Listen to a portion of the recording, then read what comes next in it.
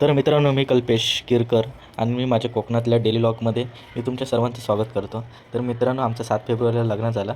तर लग्न झाल्यावर बायकोला बोललो, चल मी तुला स्वर्गात नेतो. बायको म्हणतं, लोकं लोणावळा खंडाळा जातात, तू काय स्वर्गात नेतं? म्हणता डोका बिका फिरला की काय तुझा? मी म्हटलं नाही, चल. तर माझ्यावर विश्वास ठेवून माझी बायको माझ्यासोबत येते. बायकोला उठवलं, म्हटलं स्वर्गात तुझं आगमन झाला. बायको म्हणतं खय म्हणता इलो ये.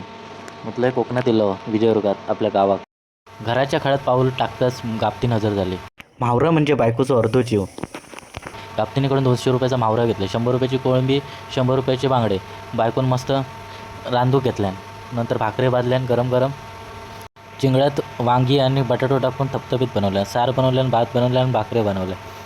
दुपारी जेवून बसलो, कारण सकाळपासून घराची झाडलोट केलेलं, कारण वर्षभर आमचं घर बंद होता, घरी कोण नाही. मग दुपारी झोपलो जेवून. नंतर उठली बायको, थोडे फोटो काढल्यान, अननसाची शूटिंग केल्यान, केळ्याची शूटिंग केल्यान.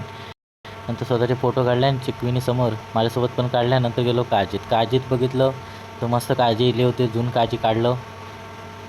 बायको पण खुश झाली काळजी बघून, कारण ती भाईंदर उत्तनची आहे, त्याच्यामुळे तिला काय काळजी आंबे काय माहिती नाही, तर बघूनच खुश झालं. नंतर कलंबाचे पाणी केलं. कलंबात भरपूर मोर इलं होतं. सूर्यदेवाचं दर्शन घेतलं आणि बायको माका कैरे दाखवू लागले. म्हटलं ह्या काय माका दाखवू नको, म्हटलं या माका म्हटलं लहानपणापासून माहिती आहे. नंतर म्हणता ह्या काय, म्हटले कोकणची काळी मैना करवंदात. नंतर परतीच्या प्रवासात घरी निघालो. लोकांची जरा काळजी बघितलं. घरी येऊन आणलेले काळजी सोलून दिले मी.